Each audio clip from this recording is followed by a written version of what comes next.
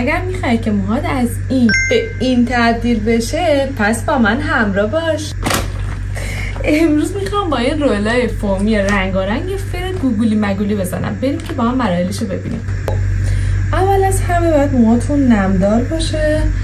من اول موهامو نمدارش کردم، بعد اومدم یه فرق وسط گرفتم، بعد جلوی موهام میخوام شروع کنم یه مستطیل نازک از کف سرم جدا میکنم و یه رول برمیدارم. رول میبرم زیر موهام، روی موهام نمیارم.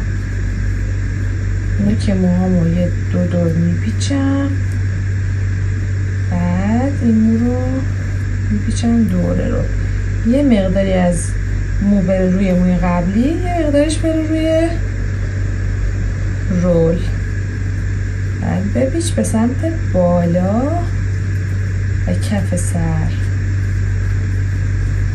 بعد که رسیدی به کف سر اینطوری جمعش کن، اینم بنداز تو این سولاخه.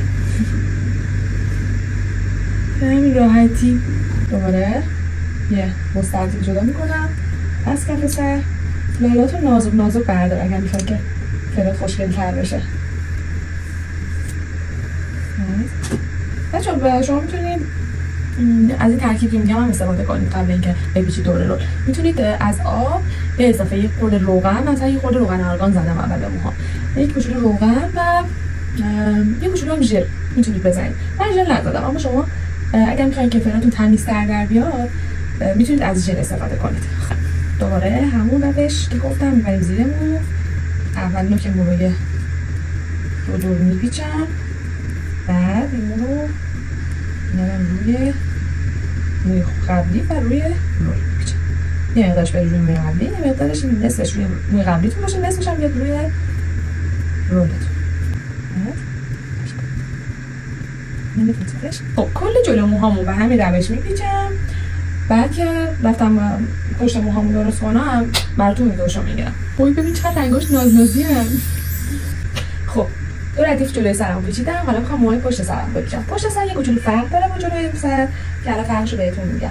مثلا یه رنگ انتخاب کنم، مثلا اگه زرد انتخاب کنم.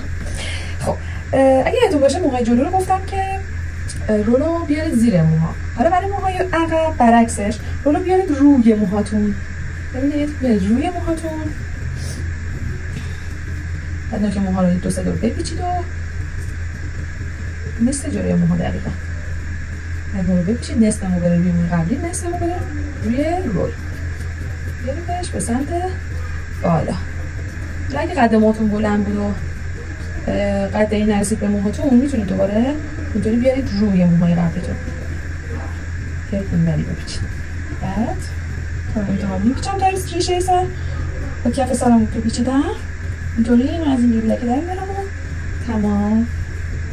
خب کل موهامو پیچیدم، خیلی گوگولی شده مگه نه؟ خیلی ذوقش رو دارم که زودتر بازش کنم. امشب با اینا میخوابم، فردا بازشون میکنم، براتون ویدیو میگیرم که شما هم ببینید.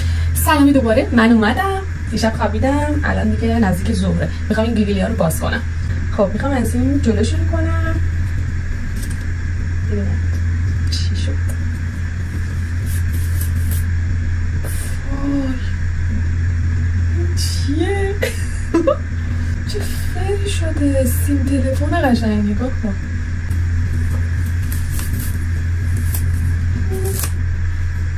خدا به من نگاه کن. ببین چقدر قد موام کوتاه شد. ننه ببینشو.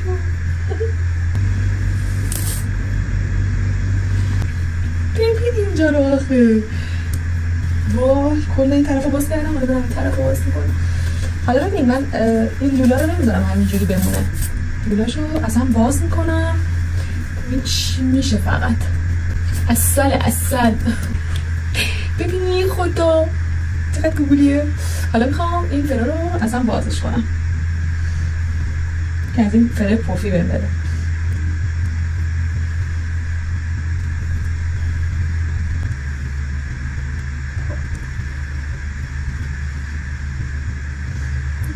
یکم روغن بهش بزنم من بد نیست. خب من اینا رو تارتارش میکنم، بعد میام از لوک نهایی براتون فیلم میگیرم. اینم از فاینال کارمون. چطور شده؟ خیلی گوگلیه مگه نه؟ عاشقش شدم. بریم تو هم اگه این فر گوگلی رو دوستش داری این زیر نظرتو برام کامنت کن حتما و برام بنویس که دوست داری مدل بعدی چی باشه تا آموزششو برات بگیرم و حتما سابسکرایبم کن که قراره کلی از این فرای گوگلی و مدلای نازنازی بهت آموزش بدم. تا ویدیو بعدی، خدا نگهدار.